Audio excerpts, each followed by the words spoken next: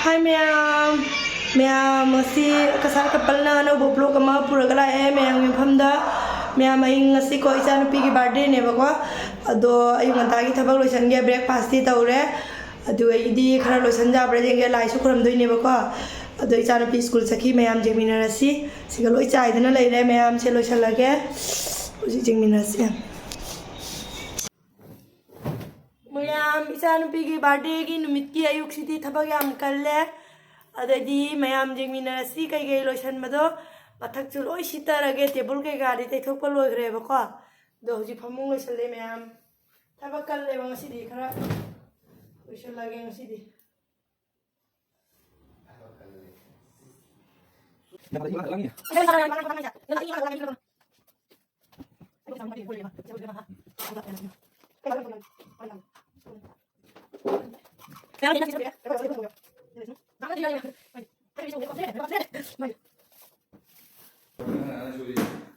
Mayam lekang sini, ha?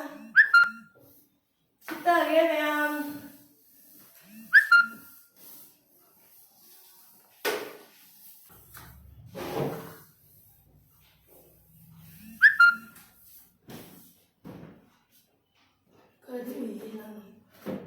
Hai pakano. Phê wang nó làm gì vậy? Phê thì wang nó làm không thế, sinh có đâu rồi. Cái bữa tôi ngủ mà cha này cao bây giờ tôi tổ, thật là em tại.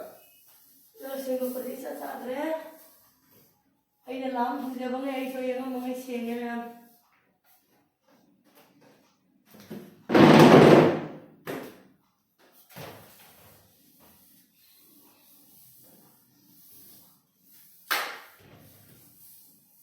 Chi là mana cái đó nè. Cái đó cái nào?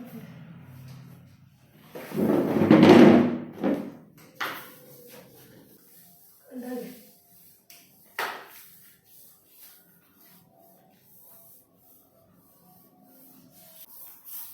Các bác sĩ su ghé đi phải đi ra mẹ.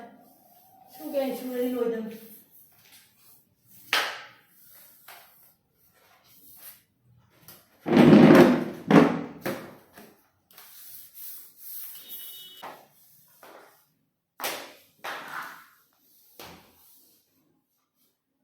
Mana hai mene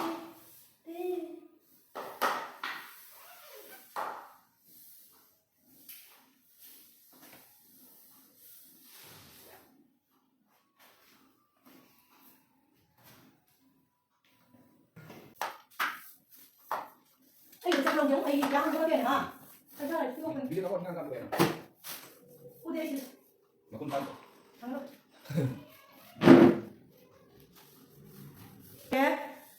Pakata ngasi lai khuram ge to ini bako tum lai khuram ge chanupi gi mai mapong minina hiru khat ke na ne to ini nu lore me am sita bau ji mu musi chala ge mapala lai khuram ge yang mau sila ting sini saya enggak bisa bayang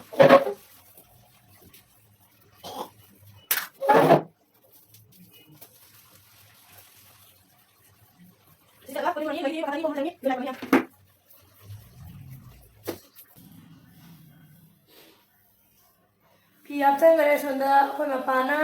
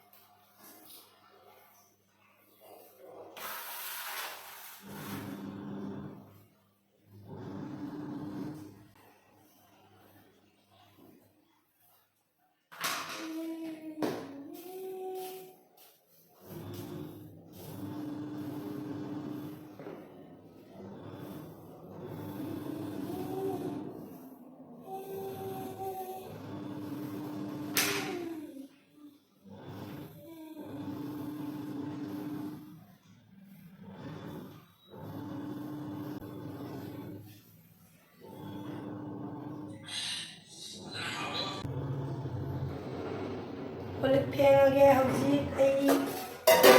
jara loina achalaga kurasum jeurani koi nipana ha na ꯊꯕꯛꯁꯦ ꯂꯣꯏꯗꯦꯅꯦ ꯂꯣꯏꯗꯦꯅꯦ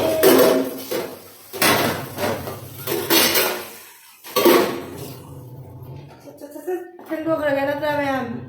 ꯏꯪꯉꯤ ꯏꯪꯉꯤ ꯍꯥꯏꯅ ꯂꯩꯔꯗꯤ ꯌꯥꯔꯣꯏ पीछे करो थोड़ा पीछे करो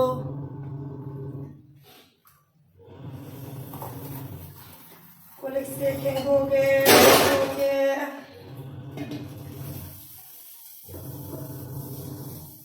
चलो इसिंग थांगादानी दुबई पकातानी संसा पकांगुरानी मैम नोरगा आयु तो आना programme pani sulero hayu sulero kawa habdo asura di yang gue kamjar ayo ini kya tarba pani lera pulo hayu lero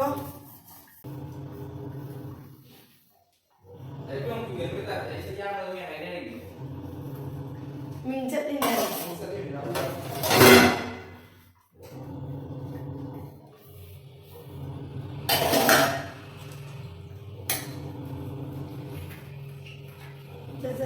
팽고는 시디네 매암 티행이 바이 그거가 에다 티행이네 잉만이나도 허걸바 어디 갈림이나 수박은 데 바인 덤만이나 허걸바 대가 수 잡버리나 티행 어디 자드래 갈래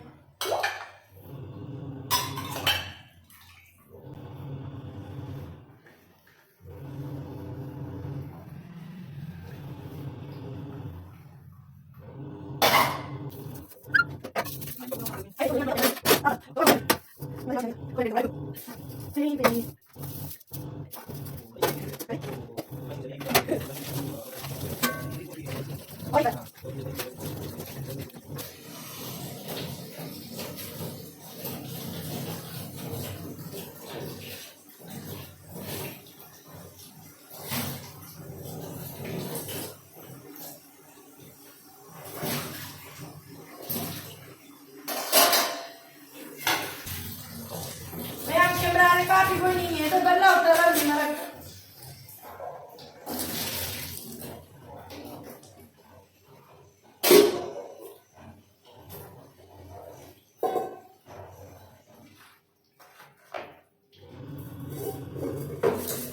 लुजानबा इसिंग सिगा थांगले लुजानबागी जे पकात मैम तो लरगा लुजाबा इसिंग थांगा खरे सिगा दो लुजारानी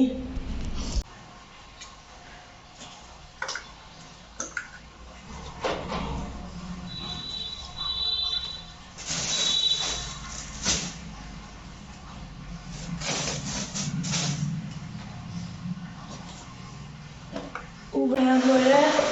자꾸 못 떠오르게 오지 rumah tak perlu ya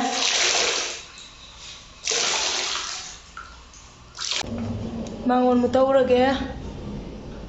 bangun mutawurage nore aku berjalan tadi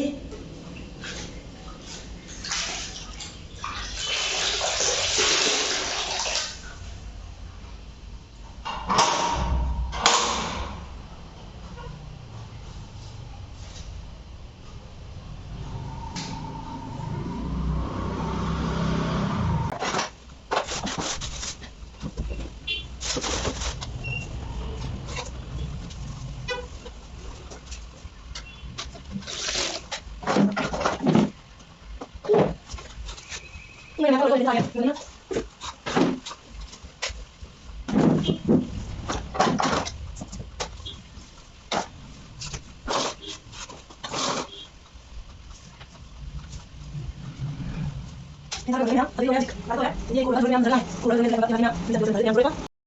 Sai dong, lu jawab lu ada apa kok? Ada mai krim tay lagi, ma'am sampai cukup lu deh. Ada di vitamin C gi se loi chu loi re bane pons ki ne ba ko kana ba walida ai lai mana loi yang lana tra ma'am se tai ra ke ai anda kon thok ki chu khal le ba ko ai mai janda uring yam tpungi kai no khang de ma'am se tai re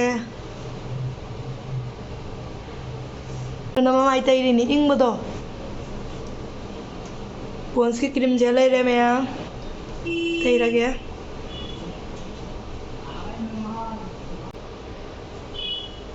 ऐसा यार खरतक ना रे reject है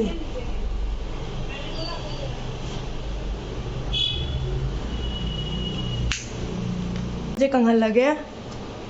कोकसे कंगहलगे ma'am कंगरोइदा अदुम हातोगने पुंजनगेरेबको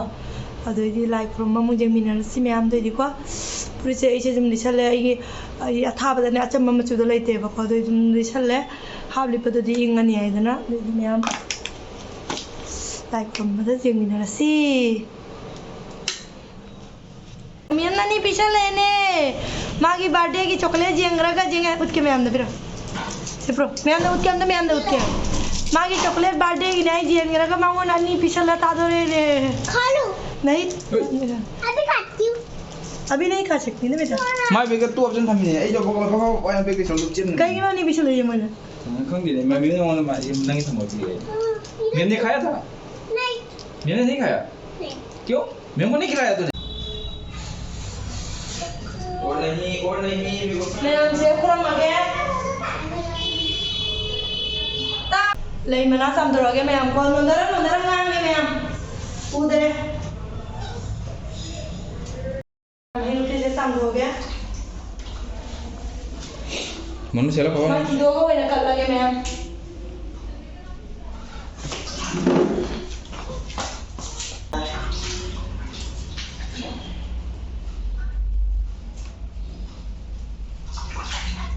apa ini sih kah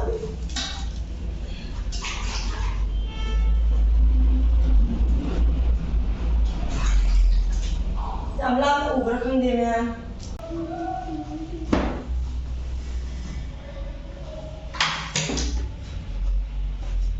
अगरबत्ती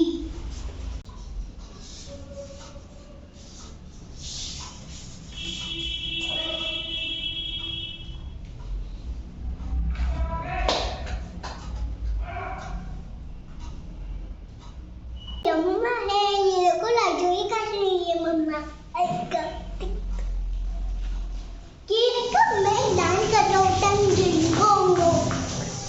ma'am लाइटिन Khurram लोरे बको अदो इचानु पिलु जबीरगे इसिंग थांगालुरगे Oren मागी decoration तौबसु ma'am जेंहनजरके अदुन मागी डेकोरेशन तौबदुना माई ब्लॉग ता बर्थडे ब्लॉग ता हापनी लेडी इसिंग थांगालुरगे मैम आदा बॉल काम सकन सानारिद मैम इचानु पि खुरमनी खुरम मालु जलोरे ना एकतबा चाही की समाई तौबा ngamba oiba hogolo galo good jare good kurame lora ba kuramba jenga lora good mayam ko ni pa decoration tawdoigi masanapi ga maga masanapi na manakta leire chanapi na de ma bol kam ko tana thonari mayam sonda ai uji lighting kuram lora mina chak tawrage aina chak tawrani mana pani thongnai pani thongba ai ba wale bane bol nung kami man decoration tawbagi siga leire mayam pani leire thongbagi thongani ko ingman na yone barak wole ba pani lore se leire ai chanpi ai dia ma kapu ka mangam de je mayam ko ni pa loi kamini lore kamba ma dai jong color ga loi puthodana chak siga lore nyang thangale pani thongbagi seme je tomato leire siga alu leire pani leire mayam pani je jong tu mayam bara boli ba ingman na punchan ni na kak pa ya de loi toi jong thongani uji cha charani ma ko ma pa pani thongba loi siga leire paneer dei chak lore ko uji charani mayam yang to lore bani na chak charani doi di video se ngasigi birthday nimit ki aina to nang loisan ba mayam se ngasi matang je loisan lage mayam bon su ka ma lore belum su ka ma lore doi di decoration di tawdri bako ore birthday re oina jengmina si mayam karamna han thanga thoino di khangde birthday na han thanga pe ai do matang je loisan lage mayam ko ai channel je ngai biradi nusi biradi like tawbiramu anoba mi weragana subscribe tawbiramu mayam share tawbiyo doi di matang chara loisan lage bye